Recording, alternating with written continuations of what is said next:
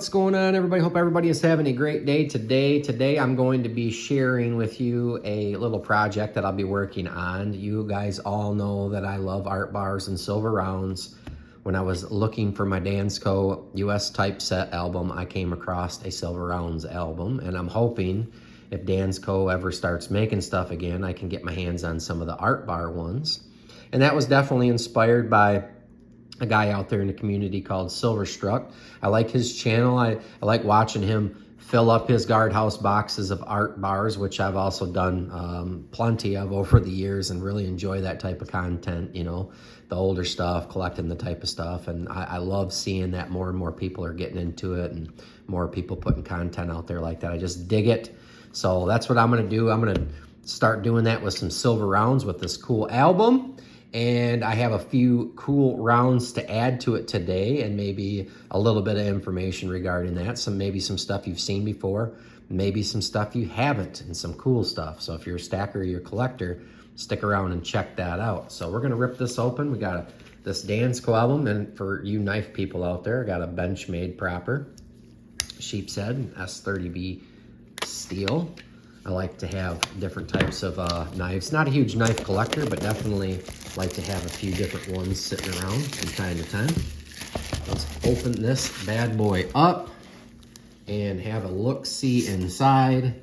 As you can see, we have 9 per sheet. I believe it's 45 openings in here. World Coin Library. I forget exactly what I paid for this, but these Dansco albums aren't super cheap.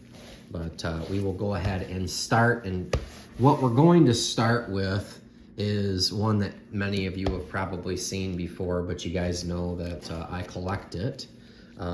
It's going to be an Engelhard Prospector. And we're going to start with the 1983, which is the desired year, the one that carries the most premium. They made these from 82 all the way up through 87, 83 being the most sought after, or at least the ones that bring the most premium, and then the 87's probably second after that. The most common would probably be the 82s, possibly the 85s, but I just wanted to have a Prospector in this album, so we can go ahead and add one of those. And as I pick up stuff or I find more cool stuff in my collection, I plan on sharing some of my silver rounds and maybe silver art bar collections with you guys. So let's go ahead and add this one as number 1 in the album. And the next one that I'm going to share with you is actually 2 different ones, and I'll speak on these. These are beautiful, beautiful rounds made by the Meyer. It's either Mayer or Meyer Mint. I'm not sure of the pronunciation. This is Great Lakes Bullion. You probably have not heard of these. If you have, it's if you've been around for a while, maybe you have, or watched a video of mine many years ago when I got these rounds in. They were made by a gentleman, I believe, in Illinois. They had a website they started. I thought it was beautiful, and of course, being from Michigan, I thought the Great Lakes theme was pretty cool. They had got this company up off the ground. They did not make very many of these, and I believe the gentleman that started this company passed of a heart attack shortly after starting it,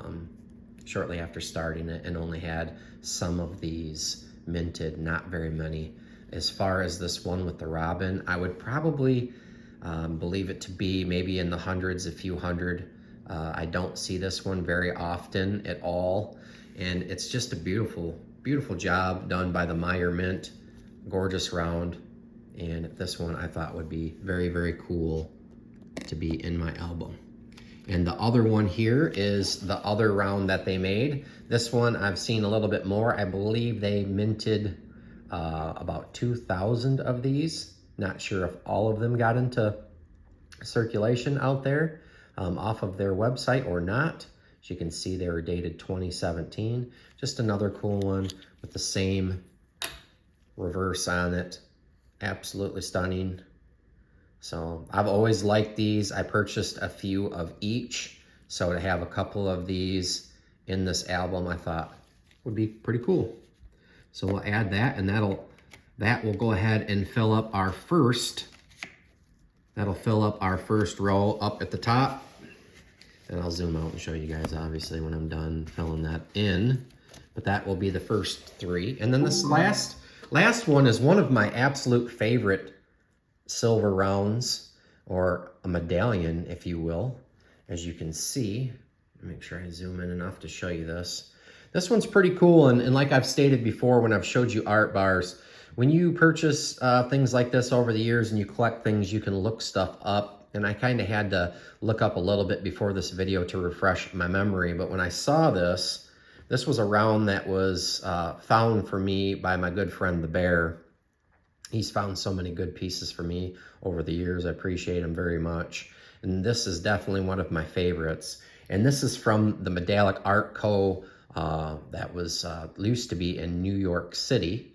And what that is, it's serialized, and it also says, you're obviously not going to be able to pick it up, but it says Medallic Art Co. New York, and then it says 999 pure silver on the rim. It used to be the America's oldest and largest private mint, famous for making many medals and awards. But look at this, 50 years, this American Legion for God and Country, just absolutely sick.